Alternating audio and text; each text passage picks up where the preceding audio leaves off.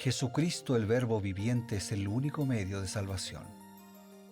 Él es el centro del pensamiento de nuestra vida, la fuente y la autoridad de la doctrina.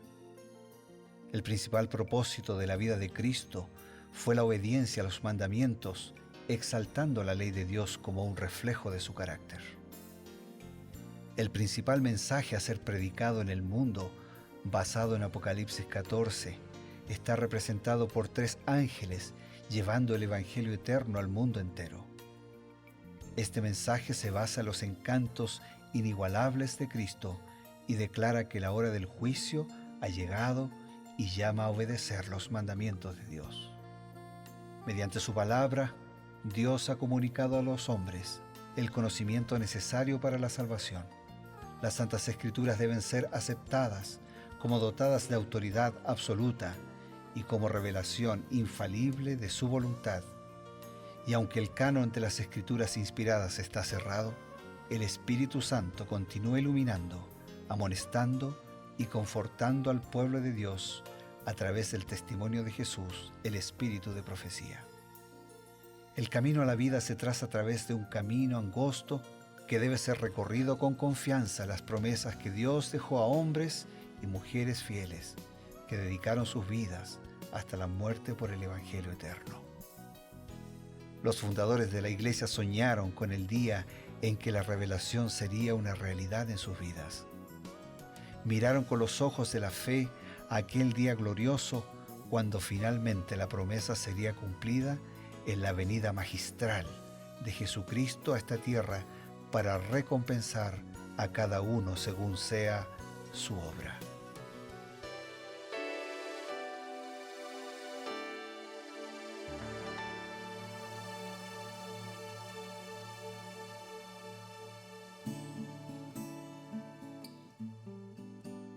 Tenemos el grato placer de encontrarnos una vez más aquí en Nuevo Tiempo.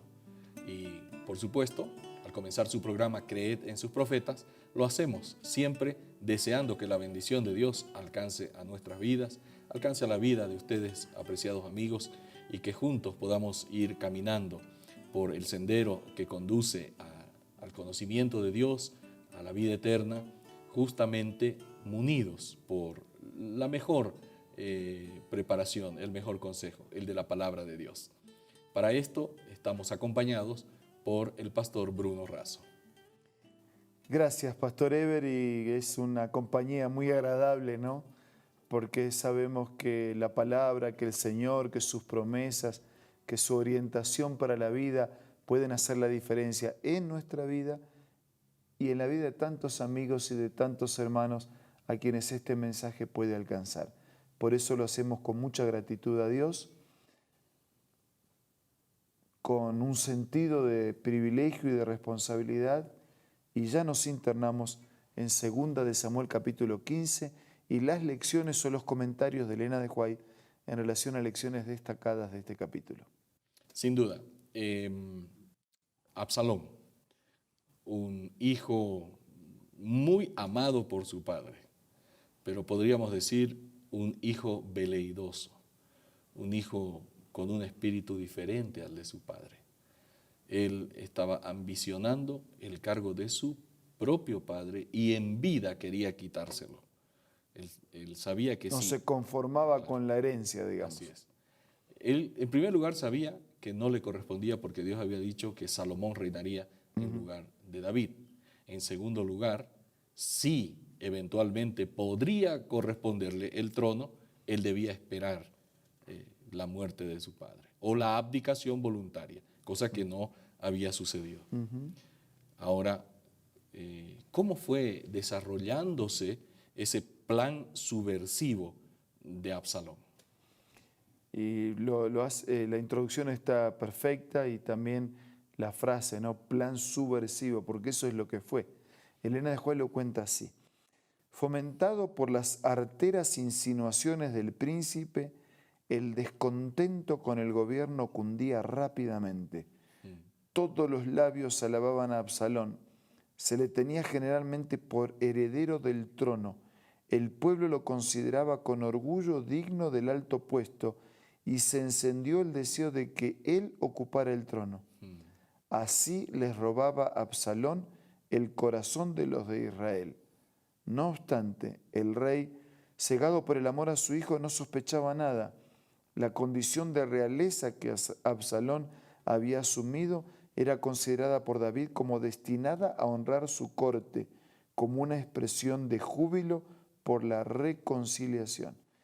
Y así, trabajando por atrás, ganando la voluntad, el aplauso, halagando, siendo halagados,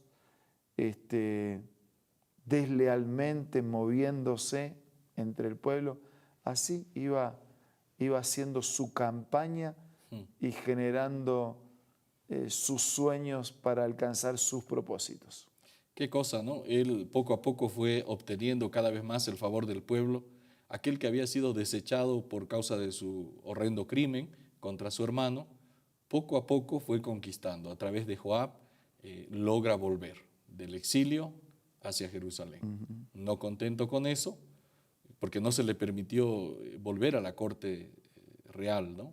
Por un tiempo, pero otra vez, con la ayuda de hombres de confianza, Absalón, no contento con haber vuelto a la capital, ahora quiere otra vez llegar al palacio. Y desde el palacio, lo consiguió, ¿no? Y desde el palacio empezar a urdir, a maquinar todo una estratagema para cortar a su padre y tomar el trono. Desde adentro mismo, ¿no? Y sobre todo porque contaba así con el padre que no desconfiaba, ¿no? Claro. Se presentó la rebelión y Absalón toma el poder por la fuerza. Y es interesante la reacción de David.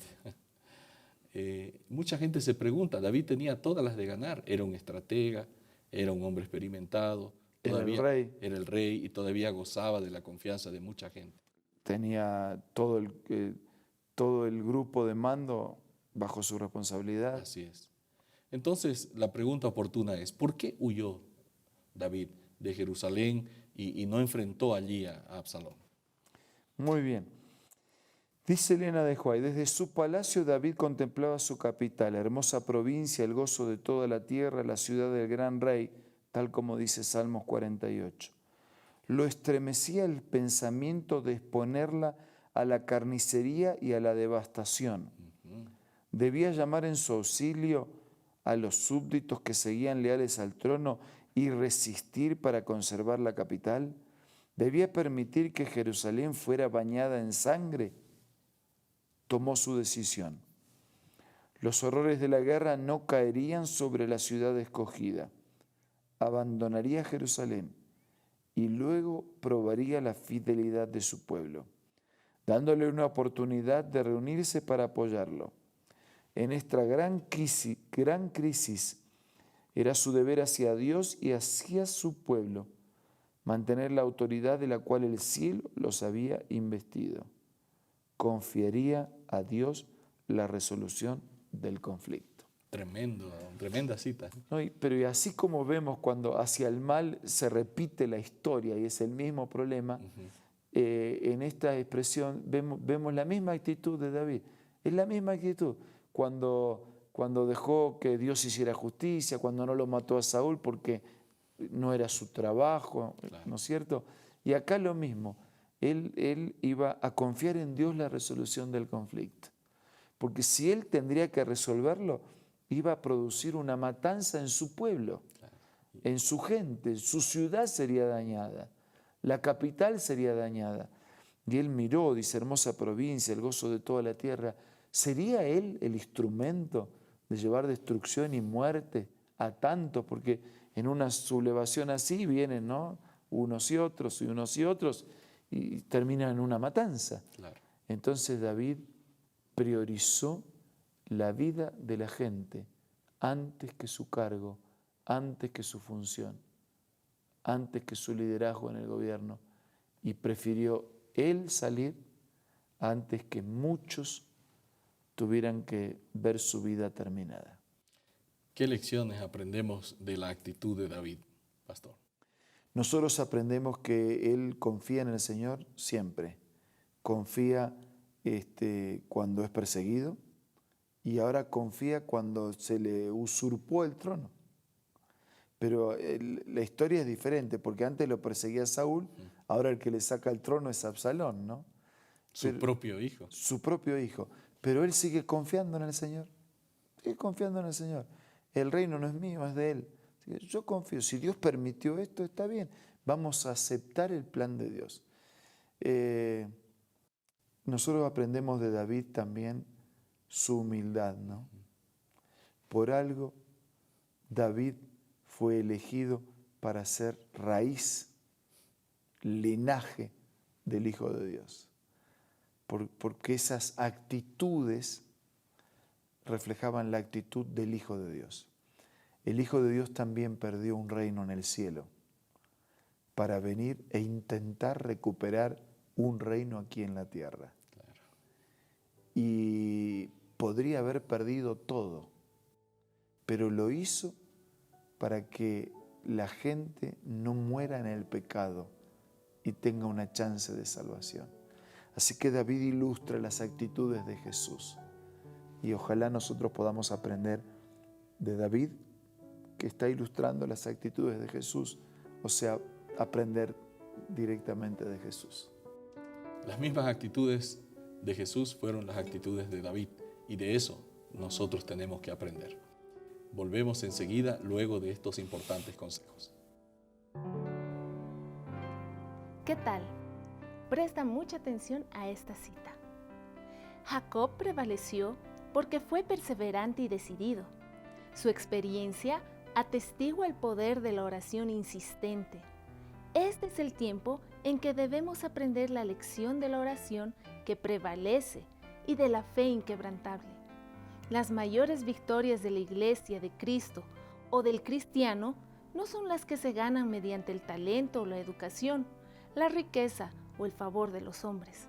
Son las victorias que se alcanzan en la cámara de audiencia con Dios, cuando la fe fervorosa y agonizante se hace del poderoso brazo de la omnipotencia. Qué lindo, ¿verdad? Esta cita tú la encuentras en el libro La Oración, escrito por Elena G. de White. No puedes perder este maravilloso libro de tu biblioteca personal. Así que te invito una vez más a que visites la página www.aces.com.ar, o también puedes hacerlo visitando una iglesia adventista del séptimo día cerca o próximo del lugar donde tú te encuentres. También, si te gustan las aplicaciones y la tecnología, descárgalo como Elena G. de White del App Store o del Play Store.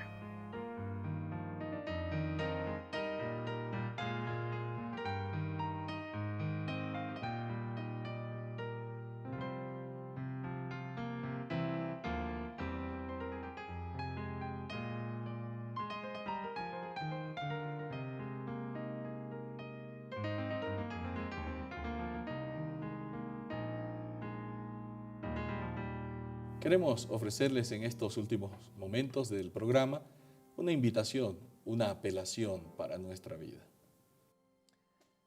David estuvo dispuesto a ceder su cargo para ganar la vida de muchas personas.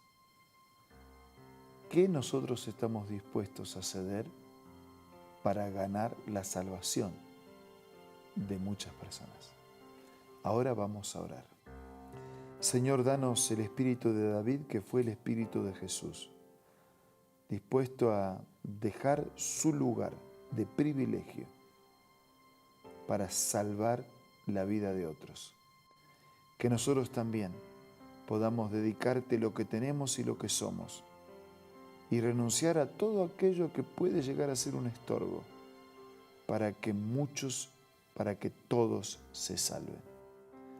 Bendícenos y guíanos en este día. Oramos agradecidos en el nombre de Jesús.